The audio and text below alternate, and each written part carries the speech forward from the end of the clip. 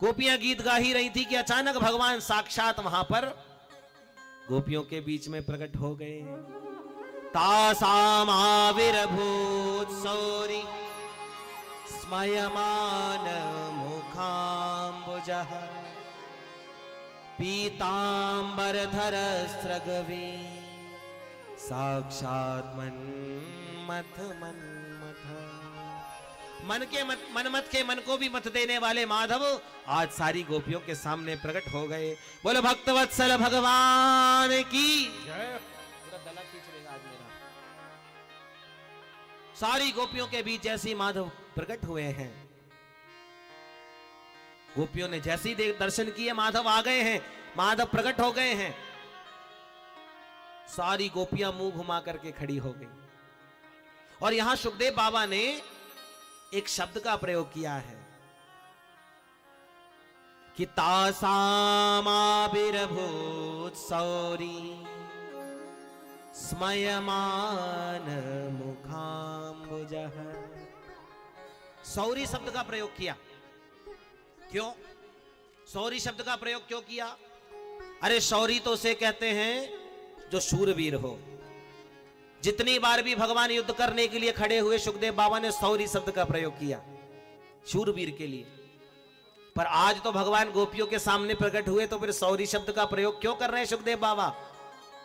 मानो सुखदेव जी महाराज व्यंग के बाण छोड़ रहे हैं कि ये देखो, इतना परेशान करने के बाद, इतना गीत गाने के बाद, इतना दूर जाने के बाद अब जाके ये सौरी प्रकट हुए हैं, ये सूरवीर।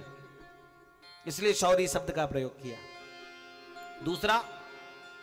दूसरा सौरी शब्द का प्रयोग करके सुखदेव बाबा बताना चाहते हैं कि भगवान आज गोपियों के सामने प्रकट हो गए और गोपियां मुंह घुमा के खड़ी हो गई, तो भगवान कह रहे हैं तासामाविर्भूत सौरी, हमने बहुत आने में देर कर दी, इसलिए सौरी हमें माफ कर दो। बोलो राधे राधे। भगवान गोपियों से कहा, गोपियों एक बात बताऊं, मेरी विरागनी में जितना तुम तड़पी हो ना, इतनी ही तुमसे ज्यादा कहीं मैं भी तुम्हारी विरागनी में तड़पा हूं। गोपियां कहती बस करो, बचपन से ही तुम नंबर 1 के झूठे हो। क्यों? बोले मैया ने हमारे सामने मिट्टी खाई, मैया ने पूछा मिट्टी खाई, झूठ बोल दिया नहीं खाई। हमारे घर के माखन खाए, मैया ने पूछा माखन खाया, तुमने बोल दिया नहीं खाया। अरे यदि तुम हमारी विरागनी में तड़पने वाले होते तो हमें इस प्रकार से बीच में छोड़ के जाते ही क्यों? भगवान कहते हैं गोपियों, बिना विप्रलंब के संयोग पुष्ट नहीं होता। अरे कोई धूप से तप करके आया हो तो उसे छांव का आनंद मिलेगा, कोई प्यास से व्याकुल हो तो उसे पानी पीने में आनंद आएगा। इसी प्रकार मैं तुम्हें अपनी विरागनी में तड़पा रहा था कि खूब तुम पहले मेरी विरागनी में तड़प जाओ तो तुम्हें मुझसे मिलने में आनंद आएगा। सारी गोपियों ने तो मुंह घुमा के खड़ी हो गई। भगवान कह रहे हैं गोपियों अब नाराजगी छोड़ो, मैं तुम्हारे सामने आकर के प्रकट हो चुका हूं।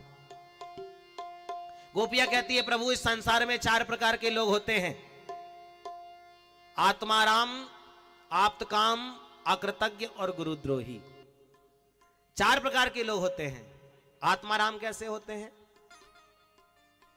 आत्माराम मतलब जो अपनी आत्मा में ही रमण करे, संसार से कोई मतलब नहीं। दूसरे आप्तकाम, जिसको केवल अपने काम से मतलब हो, संसार में और किसी से कोई मतलब नहीं। तीसरा अकृतज्ञ, अकृतज्ञ उसे कहते हैं जो दूसरे के किए हुए एहसान को भूल जाता है। और चौथा गुरुद्रोही, जो अपने प्रेमास्पद को खूब प्रेम भी करता है, साथ में रखता भी है और समय आने पर उसे छोड़ करके भाग जाता है। गोपियां बोली हमें तुम चौथे नंबर के दिख रहे हो माधव। भगवान कहते हैं गोपियों तुम मुझे गुरुद्रोही कह रही हो? बोले और नहीं तो क्या, पहले प्रेम से वंशी बजा के बुलाया, खूब लाड़ प्यार किया और जब प्रेम निभाने की बारी आई तो छोड़ के चल दिए। ऐसा क्यों? तुम गुरुद्रोही हो। भगवान ने गोपियों को समझाया। भगवान कहते गोपियां इस संसार में मैं सबके ऋण से ऋण हो सकता हूं, पर तुम गोपियों के ऋण से मैं कभी ऋण नहीं हो सकता।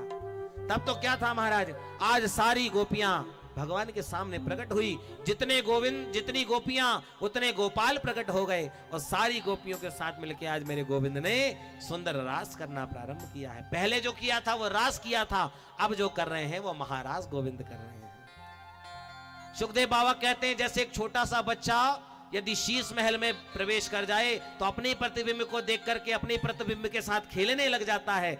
ऐसे ही गोविंद आज अपनी ही गोपियों के प्रतिबिंब के साथ नाच नाच करके आनंद से खेल रहे हैं। सारी गोपियां प्रकट हो गई, जितनी गोपियां उतने गोपाल प्रकट हो गए और बड़ा अद्भुत रास मंडल चल रहा है। हमारे बीच भी आज ठाकुर जी रास विहार करने